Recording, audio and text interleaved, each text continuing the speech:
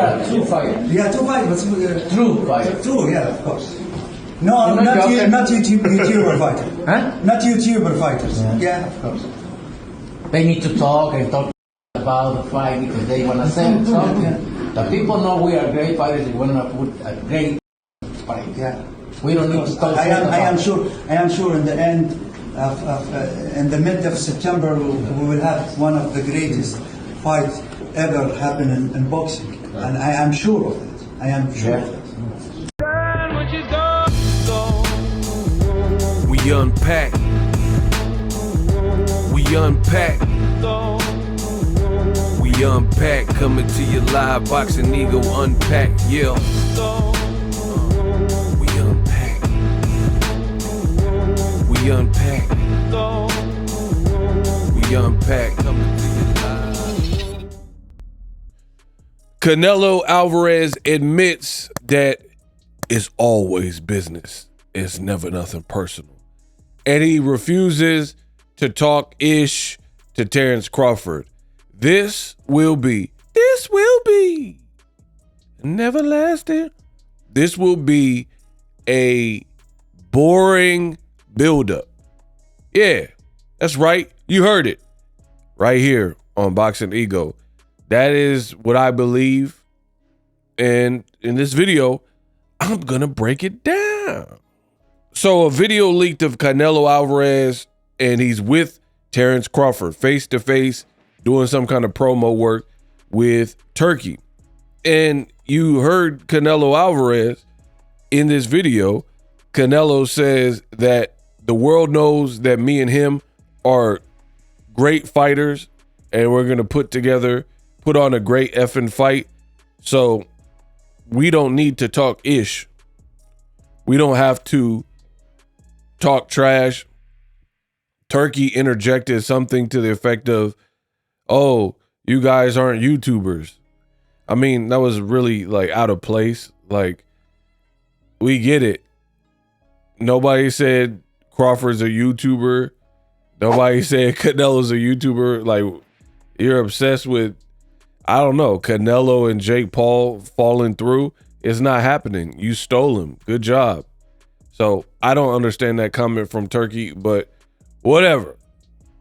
Canelo Alvarez, he's basically saying that there's no reason to trash talk. Now, your boy Ego, because I make a lot of prophecies. I see it before it happens. And I want to put this on wax.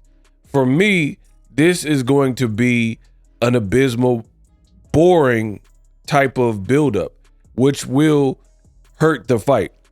Now, here's the thing.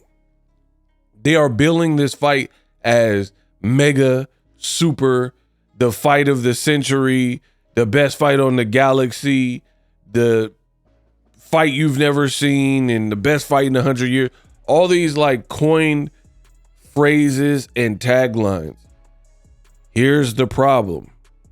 Name another super fight that had no backstory, right? Like, meaning before the fight actually happened, there was no type of build-up, no backstory, no, just a storyline that made you want to see the fight, right? For example, let's talk about some big fights.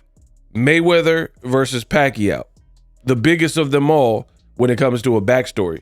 It was like 6 years in the making, and we finally got the fight. Even the negotiations, there were multiple negotiations. There was Mayweather being sued by Manny Pacquiao. I believe I'm going to sue. Right? Floyd got sued by Manny Pacquiao over defamation, right? Floyd was back in the day on Ustream. He's like, Manny Pacquiao, he can't beat me. Tell Manny Pacquiao make me some sushi. Right? So the whole thing was a buildup. Pacquiao afraid of needles, Floyd challenging the status quo, saying, take the test. I'll fight you for sure if you take the test. Pacquiao ducking the test. Then, every question when Pacquiao would fight Clottey, when Floyd would fight Cotto, after the fight fizzled out, people would ask about when you're going to fight the other guy, right?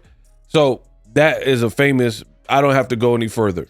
Everybody knows that had a buildup. But even fights like Canelo Golovkin, you have to understand Canelo Golovkin, guys is not, right? That was a long time in the making too. Remember, Canelo was at 154, Golovkin was at 160. Golovkin was calling out the fight.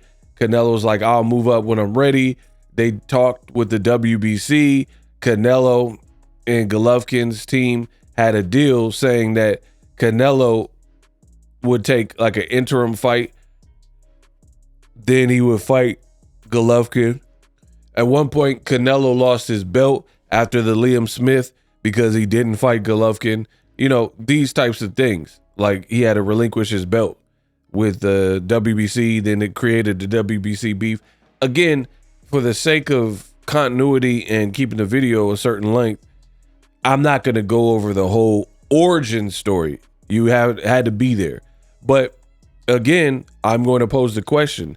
Name a fight that you deem in the last 10 years was a super fight where you didn't have like big personas and personalities and kind of a backstory where people were like, oh, I want to see that. Mayweather McGregor had it. Canelo Triple G had it. Mayweather versus Canelo. Canelo had been calling Mayweather out for years, like at least a year and a half, 2 years before the fight actually happened, right? Versus Crawford versus Canelo. This is kind of the brainchild of Turkey, and nobody was talking about this fight because we wanted to see Crawford fight Boots, Virgil Ortiz, Jermell Charlo, fights that were at least closer to his weight class. This always seemed like, you know, out of like it wasn't feasible. So now you have Canelo saying we're not going to trash talk each other because there's no point. And then you have no backstory. How is this going to be the super fight that they're expecting? So I don't know. I have so many doubts about this fight and it being a super fight because you look at Mayweather McGregor, right? That fight was built up. They did probably the best press tour that I can recall. I'm talking about all fights. You know what I mean? They did a serious press tour. They were in Canada. They were in LA, New York. And Conor is a showman. And we know he took his blueprint from Floyd Mayweather, who's a showman. So they both were trash talking. You know, they were in Canada. Floyd had a backpack on. And he was like, why do you have a backpack? You can't even read. Crowd erupts. So it was a spectacle to watch the two, you know, in their prime go back to back. Like now, Conor McGregor, he's kind of MIA doing Roadhouse. He been out the loop. But at the time where he's fighting Floyd Mayweather, he was in his prime. He was knocking out Jose Aldo and stuff like that. So again, how is this going to work when Terrence Crawford has like the personality of a log? Canelo, he's not really going to give you, he wants to get paid. And as long as you don't violate like a Edgar Berlanga or something like that, Canelo will keep it cool. Like Jermell Charlo didn't really violate. So, you know, he kept it cool. Caleb Plant and Berlanga, they were kind of pushing Canelo's buttons, and we got great buildups from that. So how are you going to get it? How are you going to promote this fight?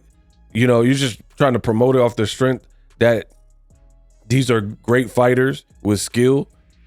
You know what I mean? That's going to be rough because there's a lot of competition that are vying. Like a lot of people are vying for an audience's eyes, right? You got Kendrick Lamar. He in Toronto doing shows. So there's a million clips about what happened there. The new Superman's coming out. You know what I mean? It's a constant battle for your attention. You know what I mean? And then in the age of piracy and kind of like sports entertainment for the mega fights, I really feel like you have to have some bite. You have to have some kind of selling point, because to really get a show like a spectacle show, which is what they're saying, like a greatest ever, it takes more than diehard boxing fans.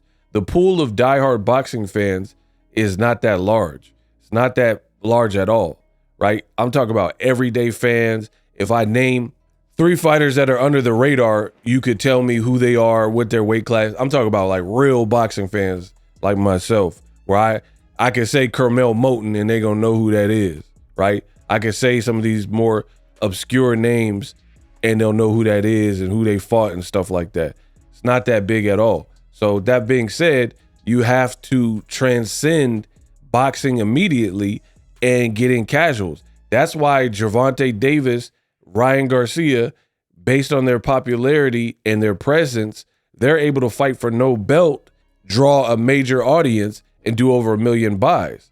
Yeah, I get it. It's going to be on Netflix, but this is missing a major ingredient, a backstory and or a good promotional build. And some super fights have both, like Mayweather McGregor, where it's like backstory, but then they're also doing an amazing job of promoting the fight through dialogue, going to the UK and stuff like that. This, I mean, let's say you do a press tour for Canelo Crawford. They've already sat next to each other and there were no issues. They weren't beefing. They weren't trash talking. Crawford was pretty quiet. Like, you know what I mean? Nothing was going on. So, yeah, you could do a multi-city press tour with Canelo and Crawford, but who cares? You know what I mean? Who wants to see Canelo and Crawford go to all these various locations and nothing happens? They're just sitting and we're just hearing about their accolades, right? That, to me, that ain't gonna cut it. Like for a super fight and for a promo of a fight, right? You just want to go to, like, okay, so people are gonna tune into 3 press conferences. I'm just making up, because actually I'm not making it up. They released the schedule. I think they got 3 press conferences, but they definitely have multiple. One's in Saudi Arabia, one somewhere else, and one somewhere else. So they got like 3 press tours. So you think fans are going to tune in for Canelo, and then the speaker at the podium is going to be like, oh, from Guadalajara, Mexico, Canelo Alvarez, who's a multi-division champion, and he's achieved greatness and blah, blah, blah, the boxing height. And then they're going to turn to Terrence Crawford, the only man in boxing history to be a 2-division champion, or the first to be a 2-division champion. Yeah. And they're going to just statue to death and announce all their accolades as fighters, and then that's going to sell the fight. Good luck with that. Netflix did a fight with Jake Paul and Mike Tyson, but Mike Tyson still, I don't know what happened in the ring. That was horrible, but I'm talking about pure buildup that made people want to watch. Mike has a respected history of being a brute. So just off that, he's like a legendary barbarian. Hi, it's me, Mike Tyson.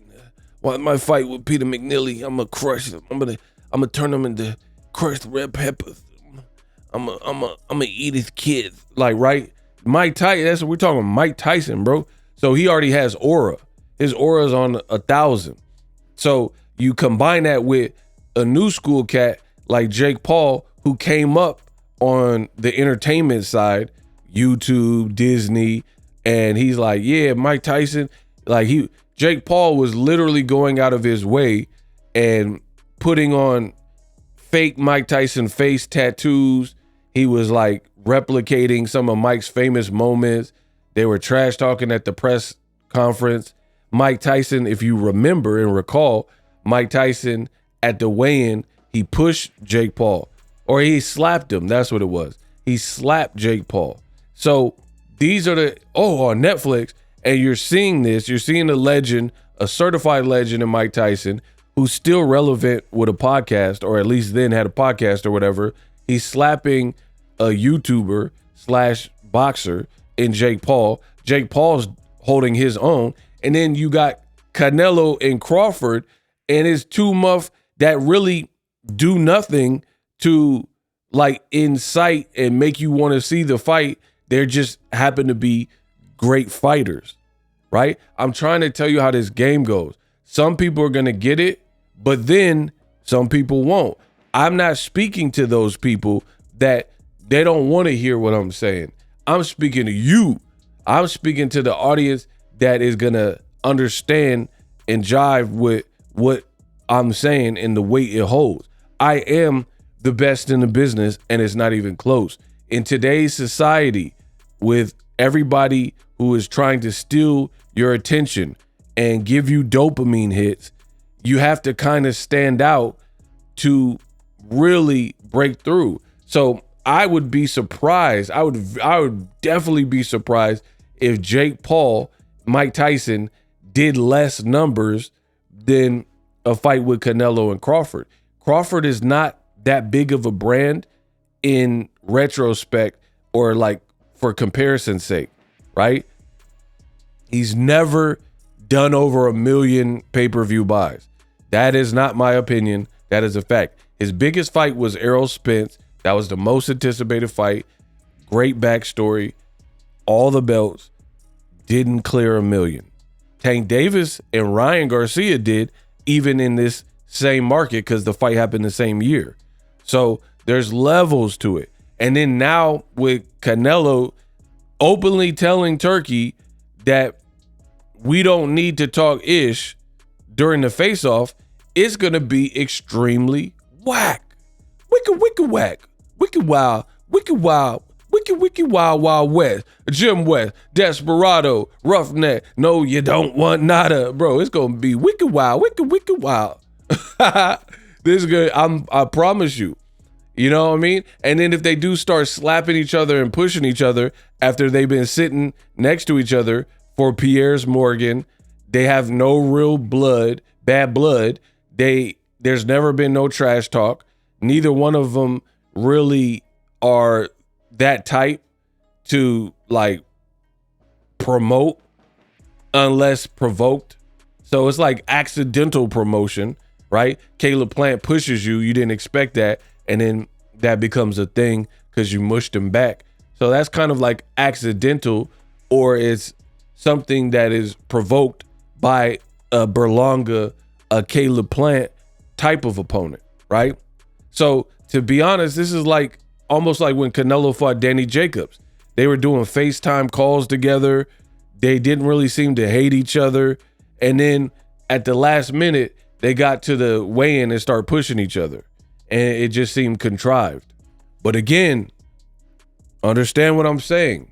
The bottom line is there are certain ingredients that are needed for a super fight, right? And let's take it to one of my other passions, which is music and hip hop, right? Kendrick Lamar needs an equivalent or somebody who's noteworthy in order to have the success that he had beefing with Drake, right? And Kendrick, for the record, crushed Drake, and he still continues to do so. This is like the longest butt whooping. But you need a contemporary. Like Superman needs a Lex Luthor. Batman needs a Joker. Without a compelling villain, it's really hard for the hero to stand out. Imagine if you watch the 1989 Michael Keaton Batman, right? At the beginning of the movie, it shows like Batman fighting like regular henchmen, like just regular people doing crime in Gotham City, right? And he just easily beats him. That you can't do a 2-hour movie like that. It wouldn't be compelling. You need Jack Nicholson. You need the Joker, right? You need a villain that is causing so much destruction or mayhem or funny and charismatic, but sinister. You need that. So, you know, Batman has a real challenge. You know, this town needs an enema. Where did he get those wonderful toys? Right? You have to have that. And the same ingredients go for a super fight. Mayweather had a dance partner of Conor McGregor. That's when you start getting into the super fight territory, because I was in Vegas for that fight. And let me tell you, there were people dyeing their hair red and Irish flags and F the Mayweathers signs and all this stuff. I got it all on camera, right? So Vegas was crazy for that particular fight week. It was just fun and crazy. And then you had Floyd, he had TMT hats everywhere, TBE hats everywhere, 50-0 shirts. It was crazy.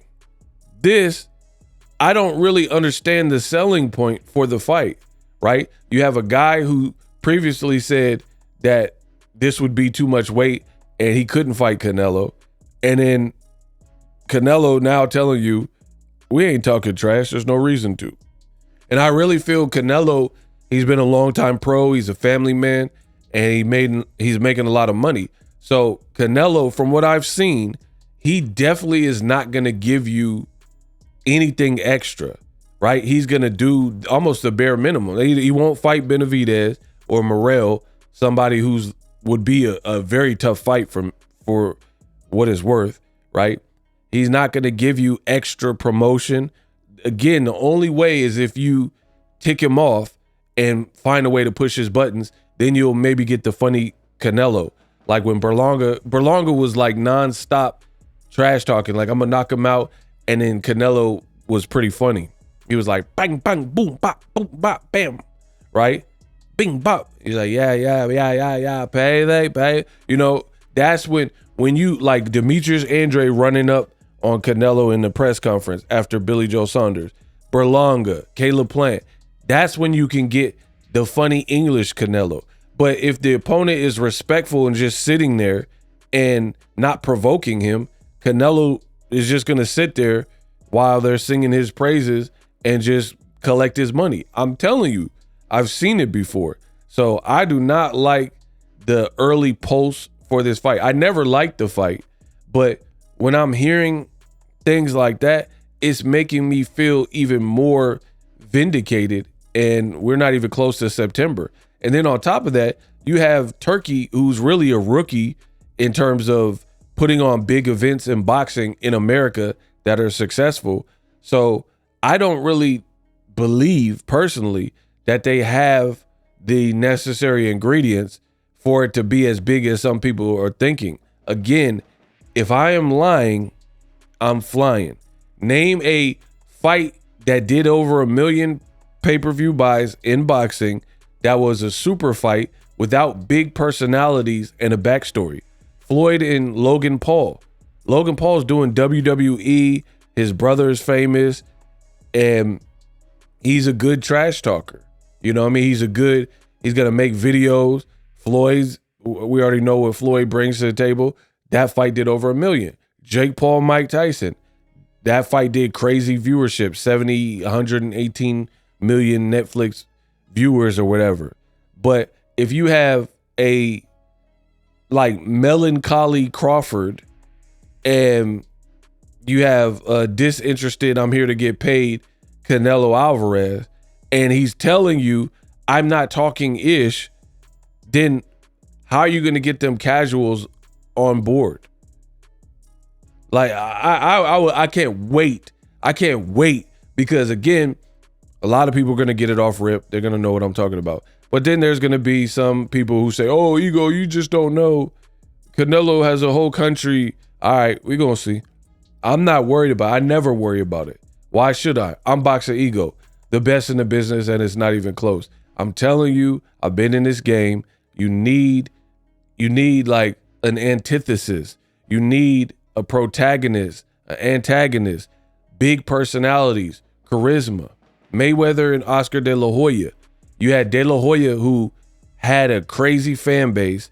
He was respected, gold medalist. And then you had Floyd, who was the antagonist, and really, he's like, man, Oscar De La Hoya, yeah, I took your bag. I stole his bag. What you gonna do about it? Man, I'm gonna beat Oscar. I'm about to go running right now, right? That was lit. I remember watching really all the Floyd Mayweather, all of his 24/7s, crazy. Victor Ortiz, Ricky Hatton, Shane Mosley, De La Hoya. They were all, you had to watch every episode. You had to stay glued to the tube. But if Canelo respects Crawford and it's just a pure business fight, then I really feel like the fight will be more like, or the buildup, excuse me, the buildup will be more like Canelo versus Jermell Charlo, and that was boring. The buildup was boring, and then the fight didn't deliver. We'll see if the fight can deliver on fight night, but I'm telling you, without that proper build, I don't see how you really get to the super fight territory without the right ingredients. I stand on that. We unpacked. Live streaming can be tough, which is why I use StreamYard. Click the link in the description for StreamYard, which is an awesome tool that enables you to set up your stream with ease of use. Get great results with live streaming. It's what I use. Stream to social media with ease with StreamYard. Live streaming is here to stay. Engage with your audience using StreamYard. Great way to reach out to your audience and connect. So you need a tool that can do that.